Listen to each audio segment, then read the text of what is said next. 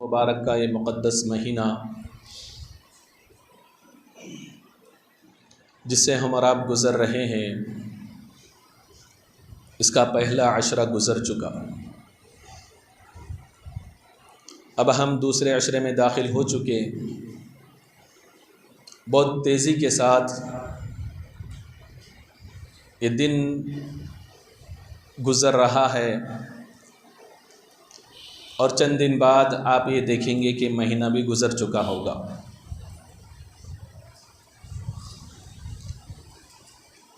تو مناسب یہ ہے کہ ہم رمضان المبارک کے اس مہینے میں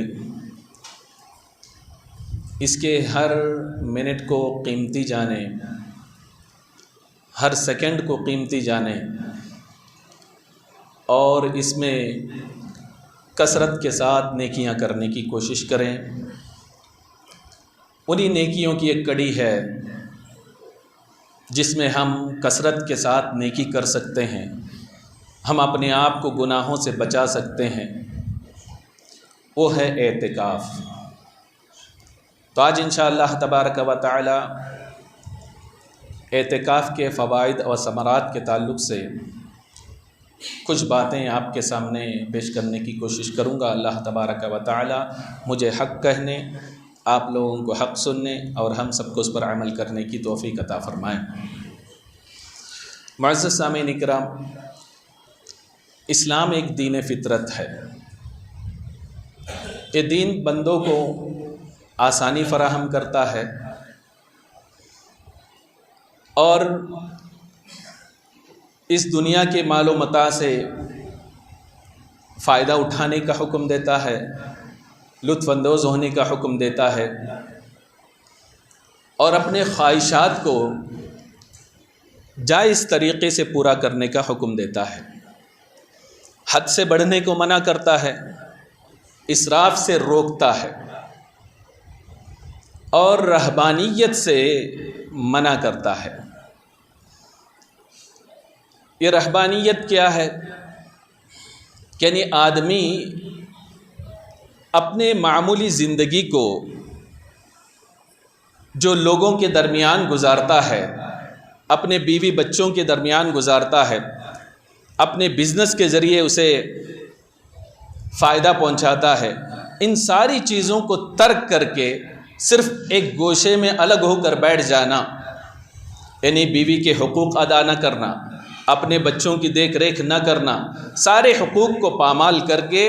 ایک طرف عبادت کے لیے بیٹھ جانا، اسلام اس کی اجازت نہیں دیتا۔ سرکار دو عالم صلی اللہ علیہ وسلم نے ارشاد فرمایا، لا رہبانیت فی الاسلام، اسلام میں رہبانیت کی کوئی گنجائش نہیں ہے۔ مسند احمد کی حدیث میں ہے، سرکار دو عالم صلی اللہ علیہ وسلم جنگ کے لیے، جہاد کے لیے ایک جگہ تشریف لے جا رہے تھے۔ ایک مقام ایسا آیا، صحابہ اکرام رضوان اللہ تعالی علیہم اجمعین کی نظر، بعض کی نظر ایک غار پر پڑی، اور اس غار کے باہر پانی کا چشمہ جاری تھا۔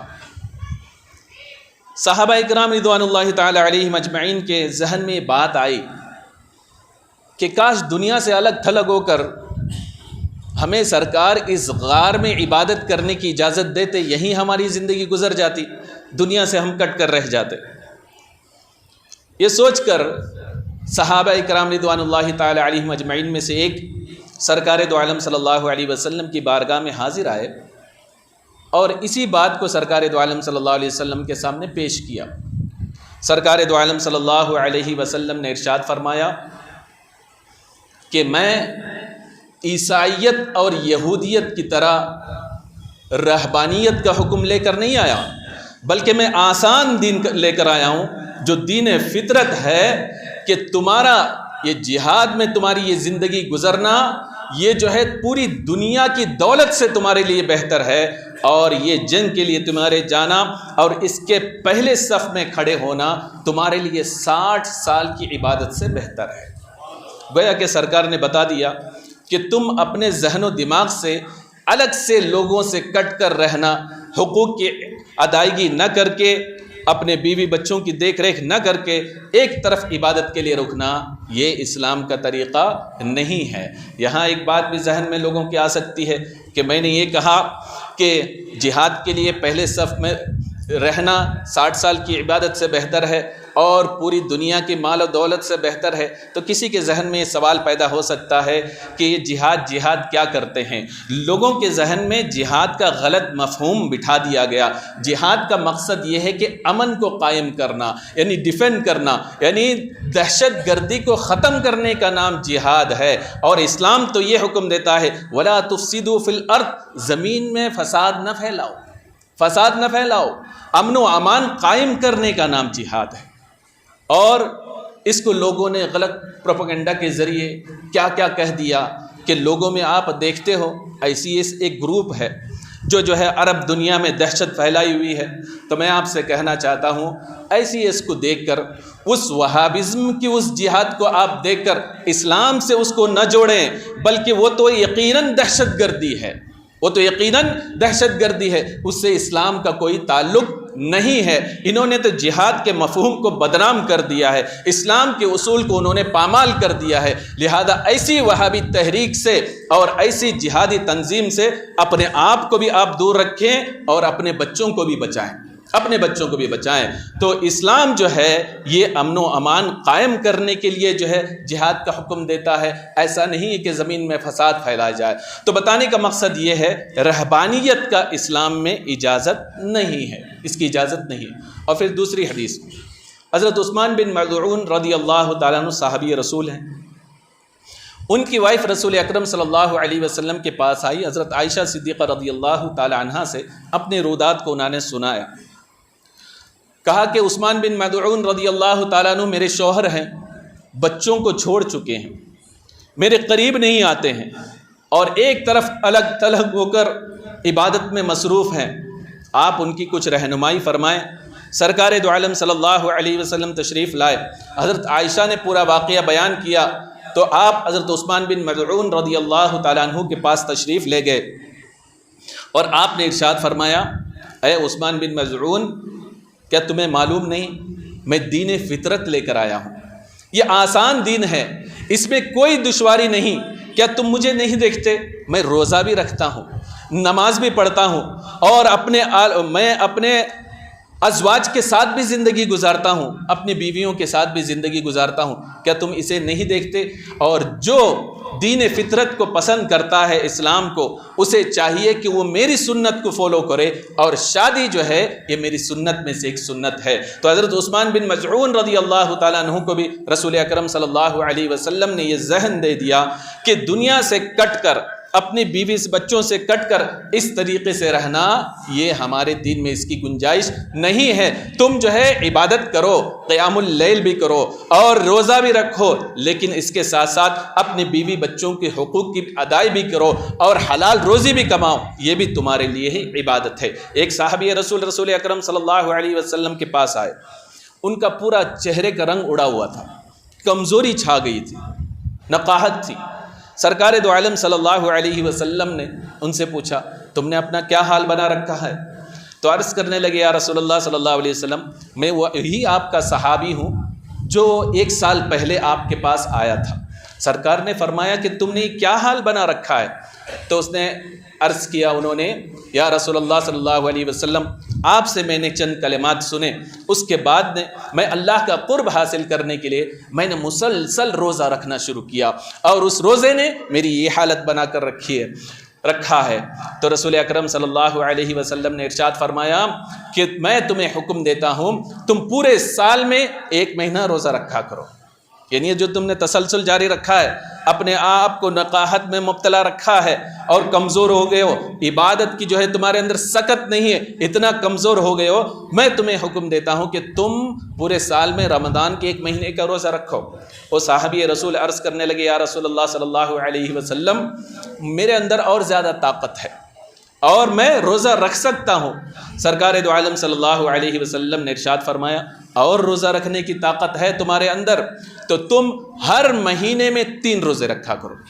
مہینے میں 3 روزہ رکھا کرو، تو اس طریقے سے تم اپنی زندگی کو گزارو۔ تو بتانے کا مقصد یہ ہے کہ اس طریقے سے مسلسل روزہ رکھنا کہ آدمی اپنے آل و اولاد کی حقوق کی ادائیگی نہ کر سکے، اس طریقے سے کرنے کی اسلام میں اجازت نہیں۔ تو بتانے کا مقصد یہ ہے اسلام میں رہبانیت کی اجازت نہیں ہے۔ سرکار نے فرمایا لا رہبانیت فی الاسلام، تو اپنے آپ کو حقوق کی ادائیگی کو توڑ کر کٹ کر سب سے ایک طرفہ ہو کر اور عبادت میں لگ جانا، ایسا نہیں، بلکہ سرور دو عالم صلی اللہ علیہ وسلم نے کر کے بتایا کہ وہ لوگوں کے درمیان بھی رہتے تھے، تبلیغ بھی کیا کرتے تھے، اپنے ازواج کے ساتھ زندگی بھی گزارا کرتے تھے، اور صحابہ اکرام رضوان اللہ تعالی علیہم اجمعین جو بزنس کیا کرتے تھے اور ان کے لیے برکت کی دعا بھی کیا کرتے تھے۔ اگر سب کچھ کٹ کر اسی طریقے سے عبادت میں لگا رہنا ہوتا تو صحابہ کو کے لیے، ان کے بزنس کے لیے، فروغ کے لیے، اس کی برکت کے لیے سرکار دعا نہیں کرتے، فرماتے کہ اسے چھوڑ دو، عبادت میں لگ جاؤ۔ حضرت عثمان غنی رضی اللہ تعالیٰ عنہ کے لیے برکت کے لیے آپ نے دعا فرمائی۔ حضرت عبد الرحمن بن عوف رضی اللہ تعالیٰ عنہ کے بزنس میں برکت کے لیے سرکار دو عالم صلی اللہ علیہ وسلم نے دعا فرمائی، اور بعض صحابہ کو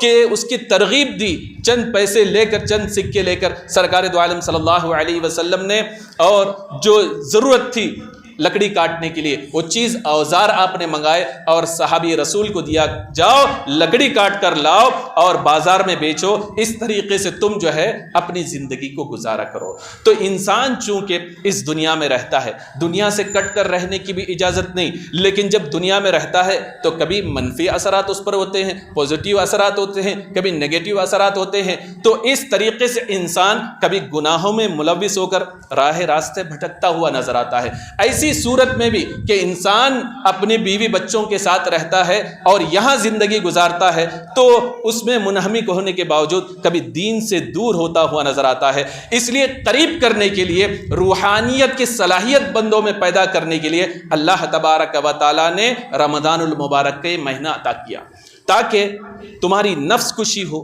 اور تم دن میں روزہ رکھو، رات میں قیام کرو، عبادت کی طرف رغبت کرو اور تمہارے اندر روحانیت پیدا ہو جائے۔ اور اسی رمضان میں اللہ تبارک و تعالیٰ کے رسول صلی اللہ علیہ وسلم نے آخری 10 دن میں اعتکاف کر کے بتا دیا کہ روحانیت کی ترقی کے لیے، اللہ سے قرب حاصل کرنے کے لیے یہ جو ہے آخری 10 دن جو ہے بہت بہترین ذریعہ ہے۔ تو اس جو ہے گناہوں کی آلودگی کو دور کرنے کے لیے، توبہ کے موقع کو فراہم کرنے کے لیے رسول اکرم صلی اللہ علیہ وسلم نے اپنی امت کو یہ موقع عنایت فرمایا کہ آخری عشرے میں 10 دن آپ نے اعتکاف فرمایا۔ اب اعتکاف بندہ کرتا ہے تو اس سے فائدہ کیا حاصل ہوتا ہے؟ اس کے بہت سارے امتیازات ہیں، فوائد ہیں، خصوصیات ہیں۔ سب سے پہلی چیز تو بندہ مومن جب اعتکاف کرتا ہے تو آپ سوچیں کہ اسے جو جگہ ملتی ہے، جو مقام ملتا ہے، جہاں وہ مسکن اپنے آپ کو رہنے کے لیے بناتا ہے، وہ کون سی جگہ ہے؟ تو سرکار دو عالم صلی اللہ علیہ وسلم نے ارشاد فرمایا، مسلم شریف کی حدیث میں ہے، سرکار دو عالم صلی اللہ علیہ وسلم ارشاد فرماتے ہیں، شہروں میں، سٹیز میں سب سے زیادہ پسندیدہ، محبوب ترین جگہ اللہ کے نزدیک کوئی ہے تو وہ مسجد ہے، مسجد ہے۔ تو آپ سوچیں ایک بندہ 10 دن تک اعتکاف کرتا ہے تو اللہ کے نزدیک جو محبوب ترین، بہترین دنیا میں جگہ ہے کائنات میں، اس جگہ پر وہ اعتکاف کرتا ہے۔ تو اس سے بڑی کر خوش قسمتی کیا ہو سکتی ہے کہ ہمیں اعتکاف کرنے کے لیے وہ جگہ ملی جو اللہ تبارک و تعالیٰ کو سب سے زیادہ پسند ہے۔ اور پھر دوسری بات کہ بندہ مومن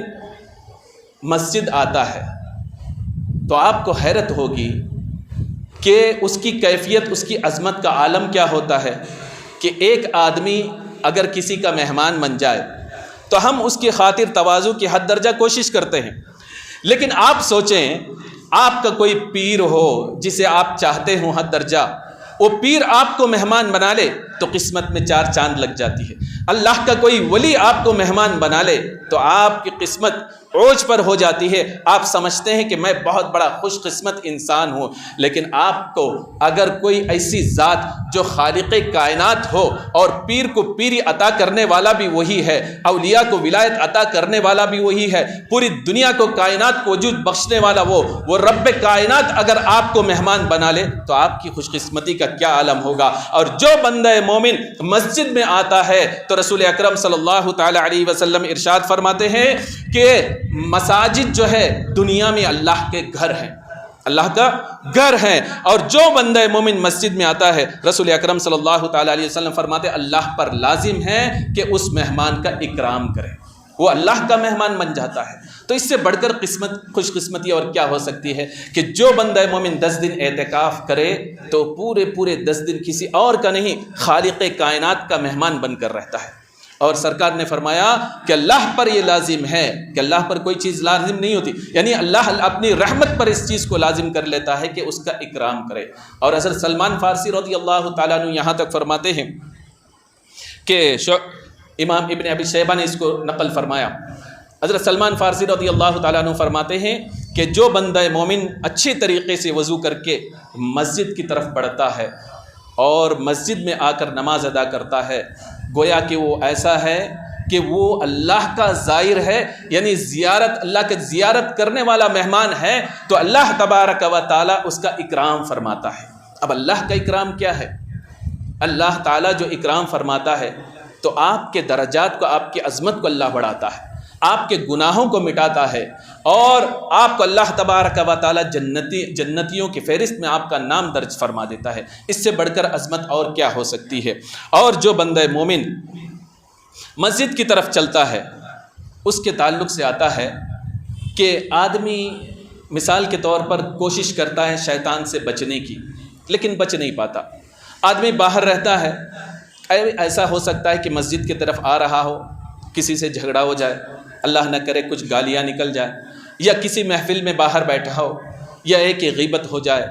لیکن جب بندہ مومن مسجد کی طرف آتا ہے، رسول اکرم صلی اللہ علیہ وسلم نے ارشاد فرمایا کہ انسان کا بھیڑیا جو ہے وہ شیطان ہے۔ جس طریقے سے بکریوں کی ریوٹ سے ایک بکری الگ ہو جائے تو بھیڑیا اس پر حملہ کرتا ہے، اس کو اچک لیتا ہے، ایسے ہی سرکار دو عالم صلی اللہ علیہ وسلم نے فرمایا بندہ مومن جب الگ راستہ اختیار کر لیتا ہے شیطان اس کو اچک لیتا ہے، اسے گمراہ کرتا ہے۔ سرکار نے فرمایا تم جماعت کو لازم پکڑو، اور دوسری بات جو سرکار نے فرمایا مسجد کو لازم پکڑو۔ یہ دو باتیں ایسی ہے جو تمہیں شیطان کے حملے سے بچائے گی۔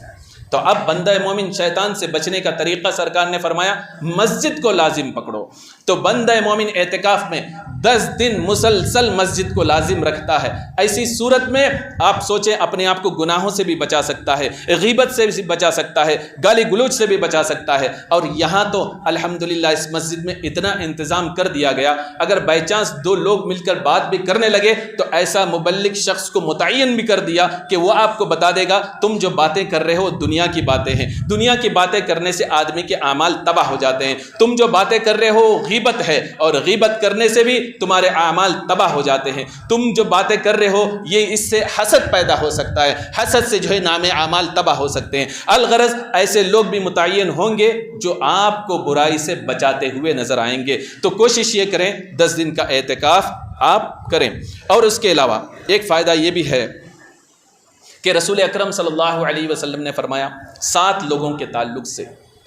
ان 7 لوگوں کا ضامن محافظ اللہ تبارک و تعالیٰ خصوصی طور پر ہے۔ اللہ تعالیٰ تو سب کا محافظ، لیکن یہاں سرکار دو عالم صلی اللہ علیہ وسلم فرماتے ہیں 7 لوگوں کا خصوصی طور پر اللہ تعالیٰ ضامن ہے۔ ان میں سرکار دو عالم صلی اللہ علیہ وسلم نے فرمایا یہ وہ شخص جو با جماعت نماز جس مسجد میں ہوتی ہے اس مسجد میں چلا جائے، وہ اس پر اللہ تبارک و تعالیٰ اپنی ضمانت کو اس پر مہر ثبت فرما دیتا ہے، اس کا خصوصی طور پر اللہ تعالیٰ محافظ ہوتا ہے۔ تو ایسی صورت میں ہمیں چاہیے کہ ہم اعتکاف کے لیے کوشش کریں۔ اور یہاں تک کہ روایتوں میں آیا ہے کہ جو بندے مومن مسجد کو اپنا ٹھکانہ بنا لے، معجم اوسط میں ہے کہ اپنا ٹھکانہ بنانے مسجد کو، تو اللہ کے رسول صلی اللہ علیہ وسلم فرماتے ہیں کہ اللہ تبارک و تعالی اس کی خوشنودی کی وجہ سے اور اپنے رضا کے ساتھ اسے آسانی کے ساتھ پل صراط سے گزار دے گا اور جنت میں اس کے لیے ایک محل تیار کرے گا۔ آپ سوچیں کہ مسجد کو ٹھکانہ بنانے والے کے لیے اللہ تبارک و تعالیٰ اسے جو ہے پل صراط سے آسانی کے ساتھ گزار دے گا، اور پل صراط وہ مقام ہے جہاں آدمی جائے گا، جنت میں جانا ہو تو اس سے گزر کر جانا ہے، کوئی کٹ کٹ کر گرتا ہوا نظر آئے گا، کوئی رینگتا ہوا گزرے گا، کوئی کسی طریقے سے مشکل سے گزرے گا، لیکن جو مسجد کو اپنا ٹھکانہ بنا لے، رسول اکرم صلی اللہ علیہ وسلم فرماتے ہیں اللہ تبارک و تعالی اسے آسانی کے ساتھ گزار دے گا اور جنت میں اس کے لیے ایک محل تیار کر دے گا۔ یہ جو ہے معتکفین اور جو مسجد میں بیٹھتے ہیں ان کے لیے ہے، اور یہاں تک کہ جو مسجد کو اپنا مسکن بنا لیتے ہیں۔ حضرت سعید ابن المسیب رضی اللہ تعالیٰ عنہ ارشاد فرماتے ہیں کہ کچھ لوگ مسجد کے لیے کیل کی حیثیت رکھتے ہیں، میخ کی حیثیت رکھتے ہیں، یعنی میخ جس طریقے سے کہیں آپ گاڑ دیں، لگا دیں، اس کو ٹھوک دیں، اس میں رہ جاتی ہے، ایسے ہی کچھ لوگ جو ہے مسجد کے لیے میخ کی حیثیت ہے، اور جو لوگ مسجد سے اپنا دل لگا لیں تو حضرت سعید ابن المسیب رضی اللہ تعالیٰ عنہ فرماتے ہیں اس کا ہمنشی دوست کوئی اور نہیں ہوتا بلکہ فرشتے اس کے دوست دعا کرتے ہیں، اور جہاں بیٹھتا ہے مسجد میں فرشتے اس کے ہم نشیں ہو جاتے ہیں اور فرشتے اس سے دوستی کر لیتے ہیں۔ اس سے بڑھ کر اور کیا خوش قسمتی ہو سکتے ہیں کہ وہ ذات جو گناہوں سے پاک ہے اور جو اگر آپ کے لیے استغفار کرے، آپ کے لیے دعا کرے، اللہ تعالیٰ ان کی زبان کی وجہ سے چونکہ پاک زبان ہے اللہ تعالیٰ ان کی دعاؤں کو قبول فرماتا ہے، تو یقیناً آپ سے جب اس کی دوستی ہوگی، آپ کا وہ ہم نشیں ہوگا، آپ دعا کریں گے تو یقیناً آپ کے ساتھ وہ آمین بھی کہے گا، اس طریقے سے آپ کی دعا بھی قبول ہوگی۔ اور اتنا ہی نہیں کہ اعتکاف کرنا ایک دن کے تعلق سے، کشف الغمہ میں ایک روایت ہے کہ بندہ مومن اگر مغرب سے عشاء تک مسجد میں اعتکاف کرتا ہے،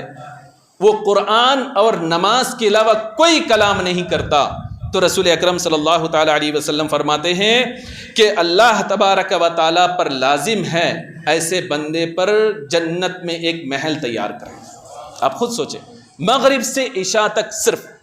اور اس میں کیا کرنا ہے؟ قرآن اور نماز کے علاوہ کوئی کلام نہیں کرنا ہے، تو سرکار فرماتے ہیں اس پر اللہ پر لازم ہے کہ اللہ تبارک و تعالیٰ اس کے لیے جنت میں ایک محل تیار کرے گا۔ اور دوسری کشف الغمہ کی ایک روایت میں ہے رسول اکرم صلی اللہ علیہ وسلم نے ارشاد فرمایا، جیسے کہ آپ نے سنا بھی ہے، کہ جو بندہ مومن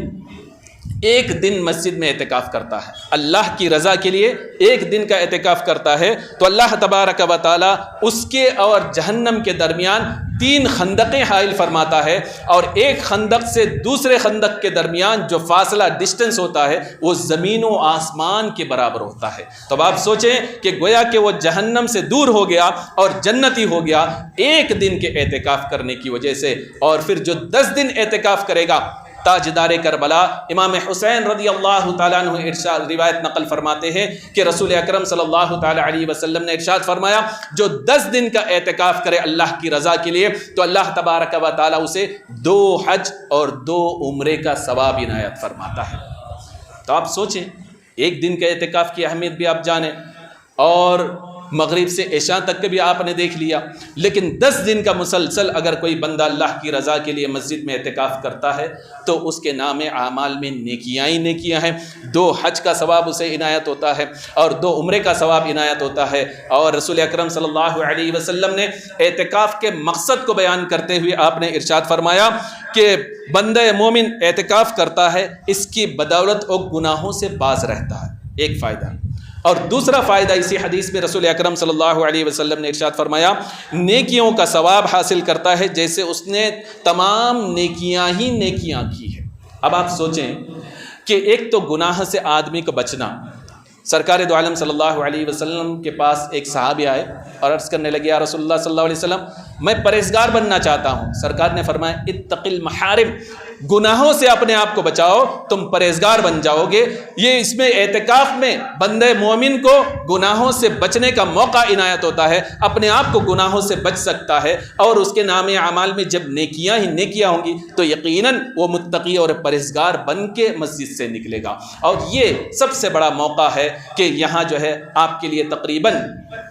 یہاں اہتمام کیا ہے، تو کمیٹی نے تو یہاں تک کہا ہے کہ اگر 200 لوگ بھی اگر اس مسجد میں بیٹھنا چاہیں تو ہم ان کے لیے فیسیلیٹی دینے کے لیے تیار ہیں۔ تو آپ اتنی جلدی تقریر کرنے کا مقصد بھی یہی ہے کہ تاکہ آپ ابھی سے اپنا ذہن بنائیں۔ رمضان جو ہے نیکیوں کو اکٹھا کرنے کا موسم ہے اور گناہوں کو اپنے آپ سے دور کرنے کا موسم ہے۔ ایسے موسم میں اپنے سارے مصروفیات کو آپ سمیٹ کر کوشش یہ کریں کہ آخری 10 دن کے لیے اس مسجد میں اعتکاف کے لیے آپ مختص کریں۔ اللہ تبارک و تعالی آپ کو اجر عطا فرمائے گا۔ اور اعتکاف میں کیا کرنا ہے، کیا نہیں کرنا ہے، کن چیزوں کو اپنانا ہے، کن چیزوں کو اوائڈ کرنا ہے، یہ ساری باتیں آپ کو یہاں سکھائی جائے گی۔ اور اس سے سب سے بڑا فائدہ ایک یہ بھی ہوگا، نیکیاں تو ملیں گی ہی۔ اور اس کے علاوہ میں نے آپ سے کہا تھا کہ بہت سارے لوگ ایسے ہوتے ہیں، حدیث کا مفہوم ہے، 60 سال تک نماز ادا کرتے رہتے ہیں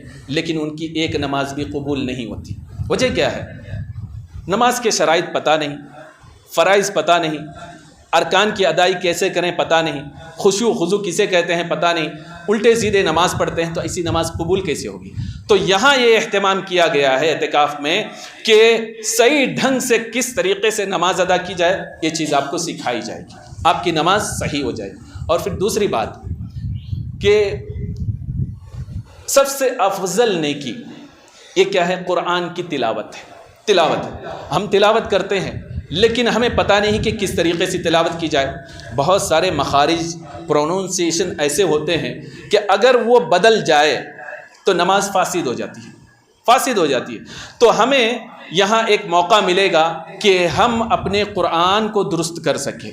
اور صحیح ڈھنگ سے اس کو جو ہے پڑھ سکیں اور جو اس کا ثواب ہے وہ ہم حاصل کر سکیں۔ اور اس کے علاوہ دینی شرعیہ جو مسائل ہیں اس کو بھی آپ سیکھ سکتے ہیں۔ لہذا اللہ تبارک و تعالیٰ آپ سب کو توفیق عطا فرمائیں، ہم سب کو توفیق عطا فرمائیں۔ اور یہ بہت اچھا موقع ہے آپ کے لیے، کوشش کریں ابھی سے اپنی تیاری کریں، ارادہ بنانے کی کوشش کریں۔ اللہ تبارک و تعالیٰ سب کو توفیق عطا فرمائیں۔ استغفر اللہ ربی من کل ذنب واتوب الیہ، وآخر دعوانا ان الحمد للہ رب العالمین۔